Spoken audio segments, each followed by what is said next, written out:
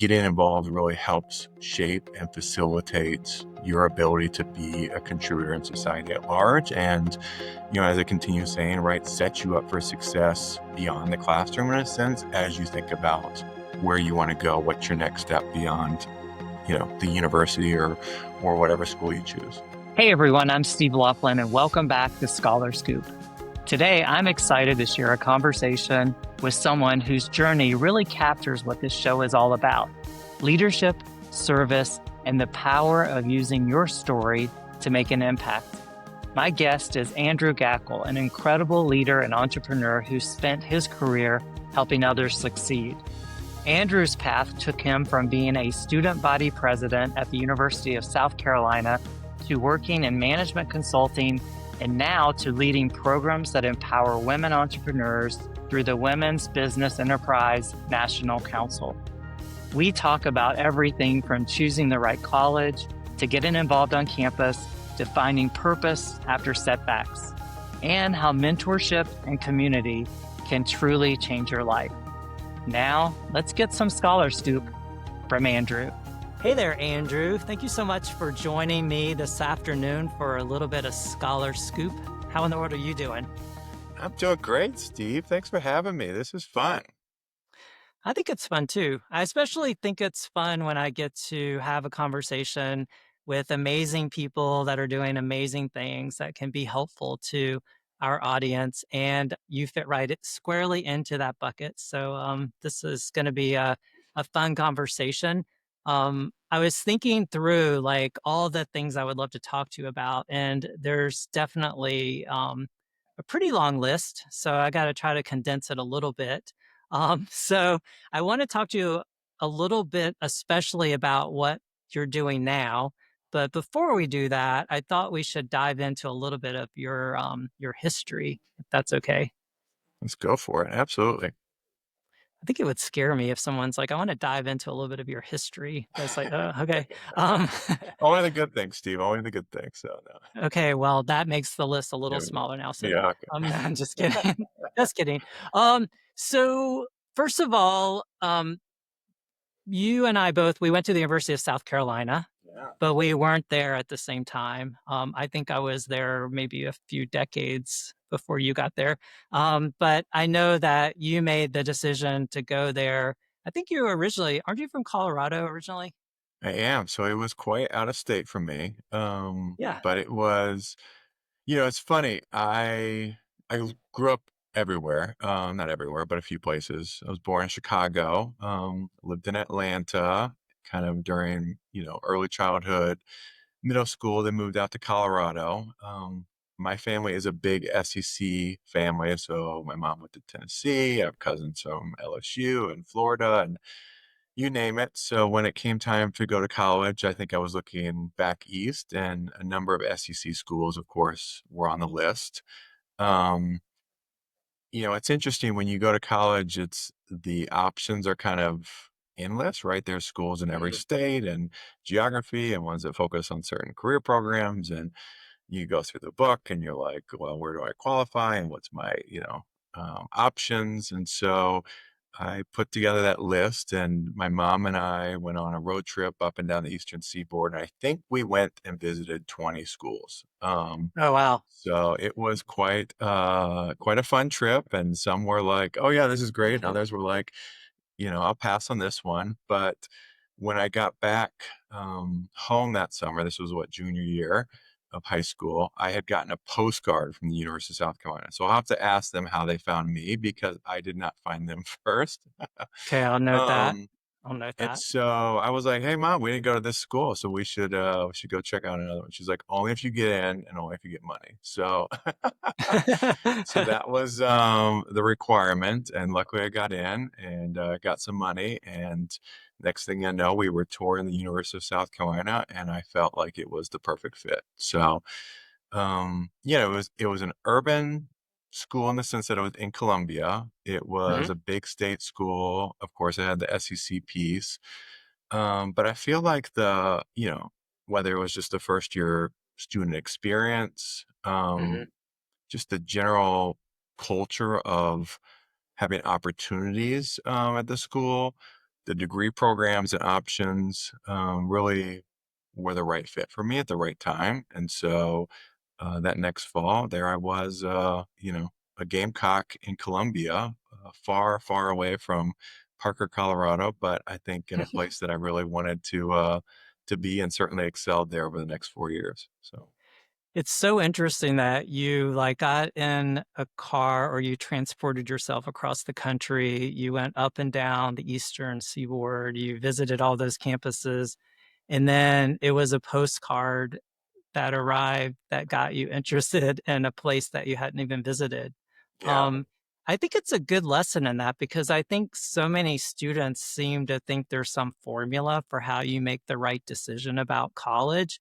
And I really don't think the formula exists. I think so much about it is intuition and timing. And so I think everything you just shared, regardless of being about the University of South Carolina, I think is true for how a lot of students really do need to think about where to go to college, just from yeah. a visit it if you can, look at the information they send you, put that all through the filter, and you need to feel good about the place that you choose.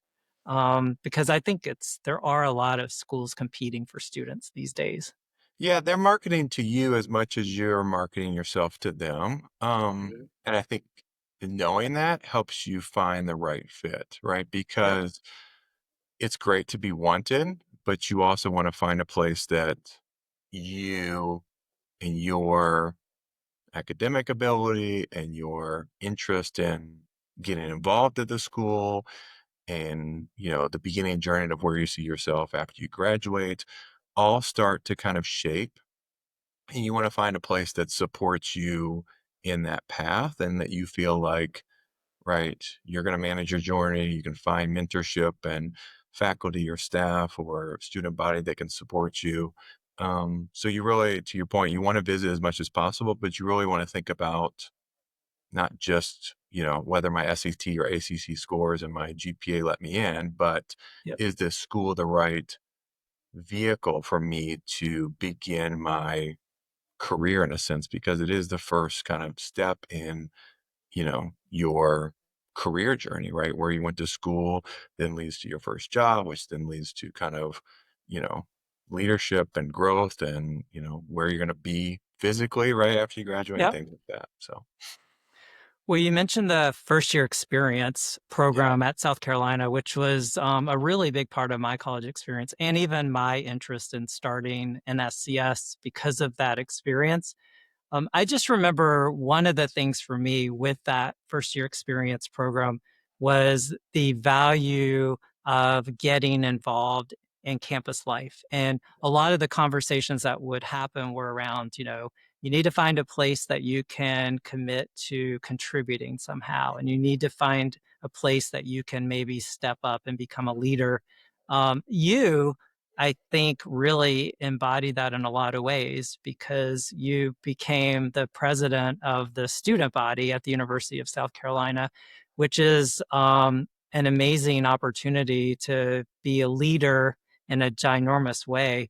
What led you to, first of all, wanting to run for that? Because I don't know if it's that way was that way then, but now like running for student government president or student body president at schools is almost like running for a national presidential campaign. Like they have a lot of rules and um, finance rules, campaign finance rules, campaign managers. It's like a Yeah. big deal. Was it that way when you were doing it? And like, tell us a little bit about how that all came together. Yeah, it's interesting. I was not involved in student government in high school, which I think a lot of folks who run for student body president or student government in college kind of have their first experience in high school or something. And for me, that was, I kind of stepped into the opportunity, I'd say. So, I was a international studies major, but that was after I had been in the business school and then looked at actuarial science and then I think two or three other subjects before I was like, this is really where I want to focus. Yep. Studying abroad was really important to me. And so I had the opportunity to go to Senegal and West Africa. And so there was all these things that I wanted to have in my college experience that I took advantage of and other organizations that I got involved in. And so by the time I got to my junior year, why I had kind of dabbled in student government, being kind of on cabinet or known folks that were the former student body president, I had never seen myself into that role. But then the opportunity to run was like, well, who's going to run next year? And I was like, well, shoot, I'll do it. Like that sounds kind of fun. Why not? um, and that's kind of how I just kind of fell into it. The interesting thing is, yeah, it cost a little bit of money. I think it was like I don't know, 500 to $1,000 to like print all the signs and all that stuff. So you certainly want to have a job if you're, or have some way to finance a campaign. And I'm sure it's way more expensive now with, all the TikTok and other sorts of campaign slogans out there. Um, but I think the biggest part about falling into that opportunity was I had gotten involved in all these different organizations. I had built Mhm. this great network of, you know, friends and colleagues and associates across the university that, knew me and I knew them and I kind of knew some of the inner workings. And so I could speak to that.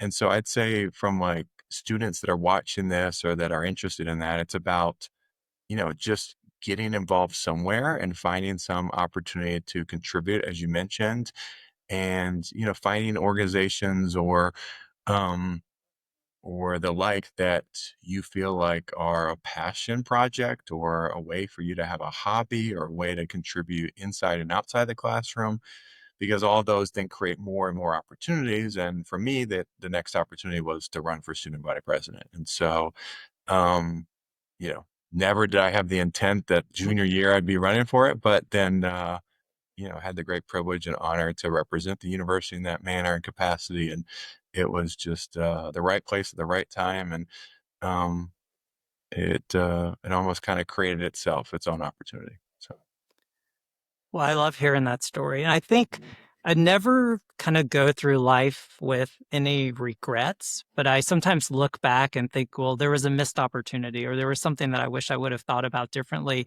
And I think my experience was similar to yours in college, where I was very involved. I yeah, had really embraced the idea that college was a lot of learning in the classroom and maybe even a lot more learning outside the classroom. yeah, And I got very involved, met a lot of people. I became a student government senator, which I did that for a couple of years. But a lot of people were like, "You should run for, student government president or student body president." And I just kept thinking, like, I'm already doing so many things. I'm not sure should I do that or not do that. And in hindsight, I do think that that would have been a really fun thing to do. And I have always, my friends were the president of in that role. Um, but I think in some ways, when you look at all the things that you have the choice to be a part of, the main thing is that you take advantage of the choice that you have to be a part of something. And I think students just need to be reminded constantly like college is just a once in a lifetime experience to have all kinds of experiences. And even if you step outside your comfort zone and do something you've never done before, that's the beauty of it, I think, and the network that you can build that way. So were you, in that role, I think you serve on were you a part of the board or the student or the yeah. board of You serve on the trustees? board of trustees. Yep. You serve on all these kind of faculty staff committees too. Yeah, I mean, you are the student representative at large, right, for the Mhm. university. So whenever the university president or other senior leaders at the university need to hear what students are thinking or want advice on, what students would want to do or how to handle a situation, right? You kind of serve as that voice and are that advocate. So it's really fun. It is a lot, as you mentioned, out of the classroom learning, right? I mean, Yep. it was my first board appointment, arguably, right? Mhm. It's my first um, true management role, right? So you manage a cabinet of, I think we had almost 20 cabinet officials, right? Mhm. You manage the politics of student senate and you know their elected representatives across, and so you're negotiating these budget approvals for student activity fees and all sorts of things. So And all that, right, has transpired into my ability to be a great leader, right, in the roles that I serve now and before Mhm. now as well. So, it was a foundational experience in, my career journey.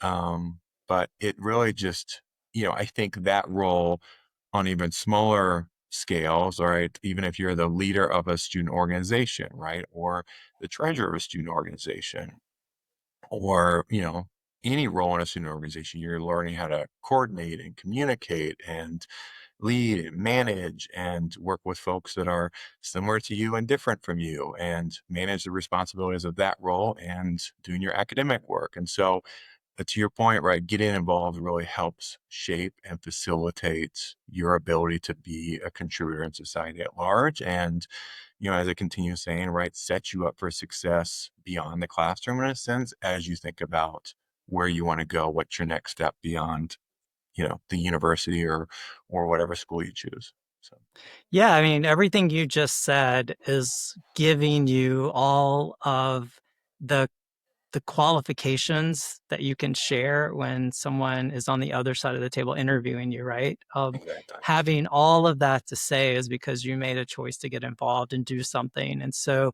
I just can't, emphasize enough how important it is to find ways to get involved and make a difference. And I think it will not just make your college experience better, but it gives you so much depth beyond your transcript in terms of what you can bring to a company or an organization. So that's definitely, well, I've heard amazing things that you did a great job as president. And actually, I think I told you this before a long time ago, but before I actually met you, um, we both landed in Washington, D.C., right? I lived in Washington for a long time. You came to Washington. And I had like a few people that were South Carolina alums. They kept pinging me like, "Oh, you got to meet this guy, Andrew. He's moved to Washington. He was the student body president. You'll really like Andrew. You got to meet Andrew." It was like, oh, so I kept thinking, well, who is this Andrew guy, right? And before I got the chance to meet you, I was like watching the news or something, and the headline on the news was that the former president of the University of South Carolina student body had been robbed and shot in DC. And then I just stared at the screen. I just remember this so clearly because I was like, oh my gosh, that's Andrew that people have been telling me to meet. What's going on? And then, we started getting emails through the alumni network that this had happened.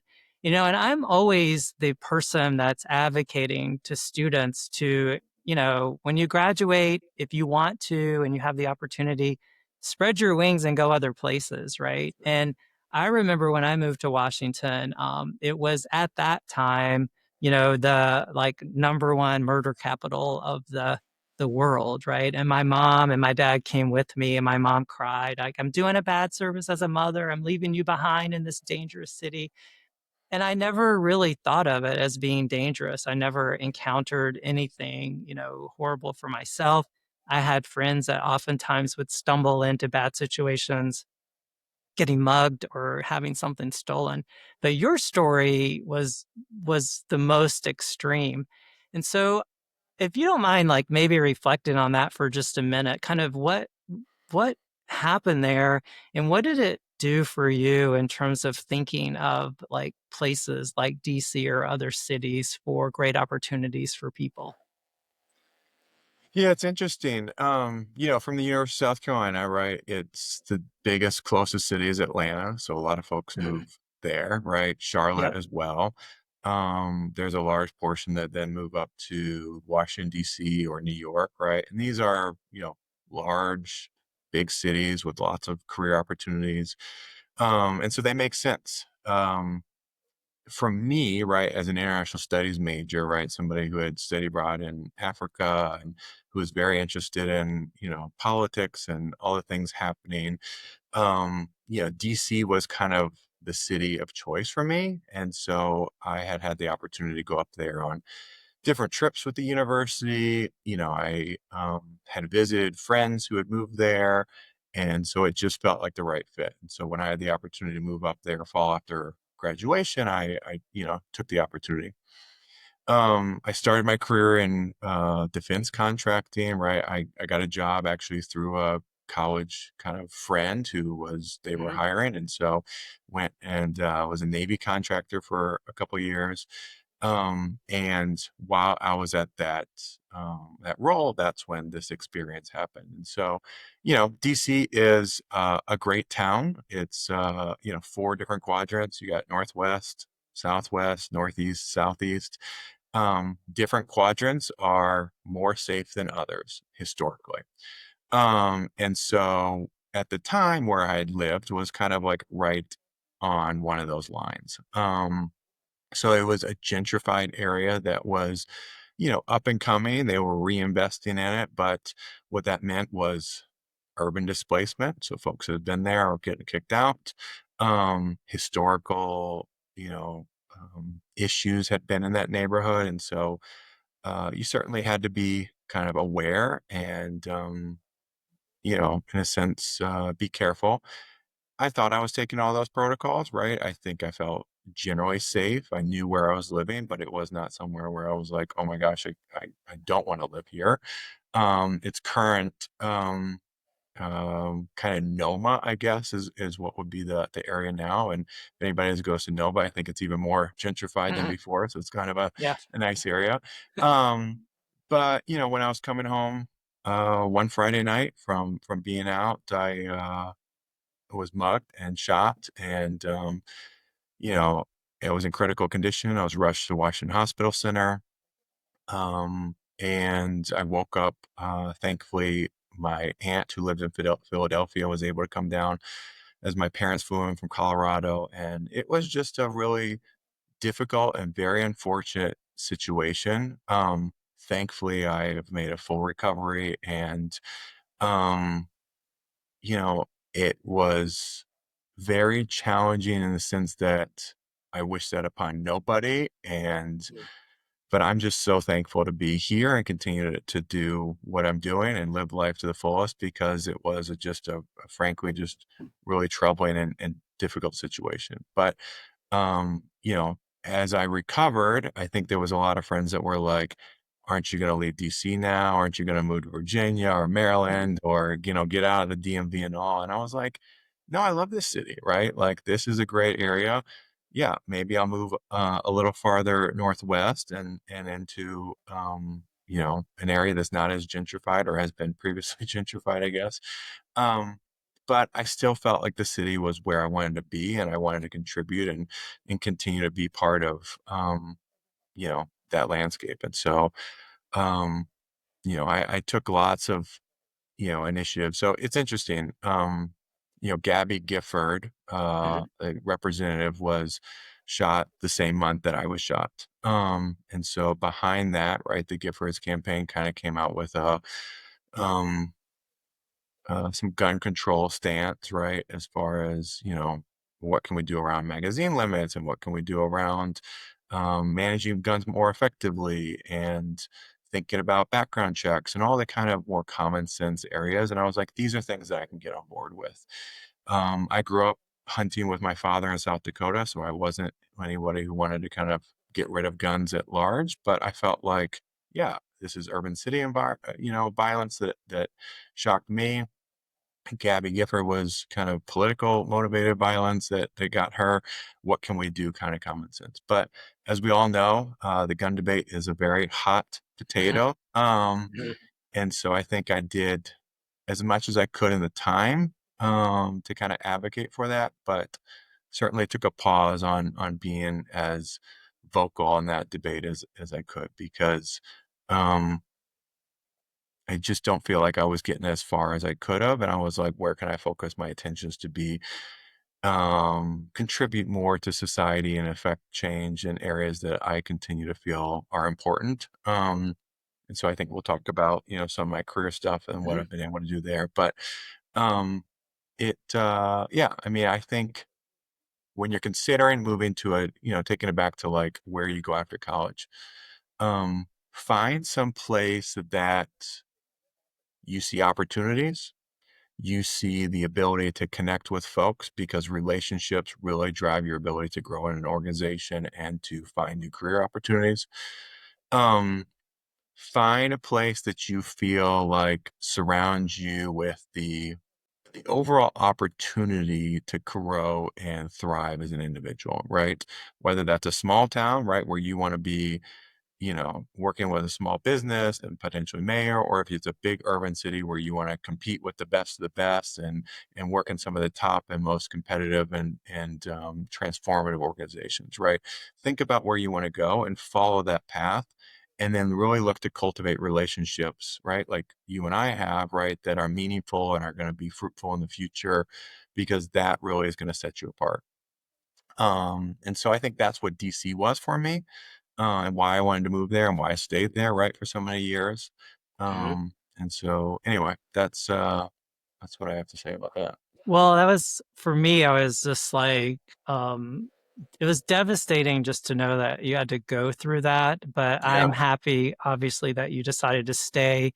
We did have the opportunity to meet and to get involved with some things in DC along with yeah, the alumni group. Plus, at the time, we both have this kind of entrepreneurial tint to the way that we see the yeah, world. And so, I know we don't have a ton of time left, but I would love to talk just for a few minutes about what you're doing now and what has been a very supportive role for women business owners. And I understand you're expanding that a little bit as entrepreneur type people do, right? And you sort of right. keep moving things along to make a bigger difference and impact. So, why don't talk a little bit about that, like what you do, where you do it, and then maybe how that aligns with students and students who are potentially kind of in that entrepreneur category. Yeah. So as I mentioned, right when I started out of the university, I went into managed consulting, started in defense contracting, went and took that role and, through a manager at my firm, went to a strategy firm based in Chicago, but was still working in DC. Um, and that was a foundational role, right? Management consulting, you go and solve problems, you do a lot of analysis, you're a forward thinker. And another aspect of that, I was a builder, right? So I really like to see and shape and build things, right? I think it's why I get involved in lots of things, and why you mentioned, right, we have this entrepreneur spirit, right? We want to create and build and see things as they grow. Um, and so when I had the opportunity to shift out of management consulting into what I call the small business ecosystem, where we're really cultivating small and medium sized businesses, their ability to grow, access capital, work with large enterprises, that was really an amazing opportunity that I wanted to take. And so, yes, the network is 22,000 incredible women entrepreneurs across the US. It's called WBENC, the Women's Business Enterprise National Council. So I've had the opportunity to run programs that help businesses, think about their strategic plans, understand how to do business in certain, industries, whether it's energy or retail, financial services. I build our portfolio around capital connections, where we're really helping businesses think about sources and uses of funds. But as you mentioned, we touch business owners across their journey. So whether businesses are later stage, right? They had a career and then they started a business, or early stage out of college. We are a network that support businesses throughout their journey. And so one of our collegiate programs is called the Collegiate Accelerator. So we have a program that connects our amazing entrepreneurs, the more than 500 corporate members that are part of our organization, with college founders, majority women, who are looking to create innovative new product, service solutions, that they want to grow into the next generation business. And so it's an amazing program. We support about a cohort of 20 to 25 each year through that program. We give them access to our national conference every June. They get mentorship.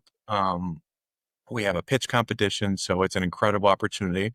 So anybody listening, if you are a female founder and want to be part of this amazing program, it happens every June. So look for applications around April for our program in June.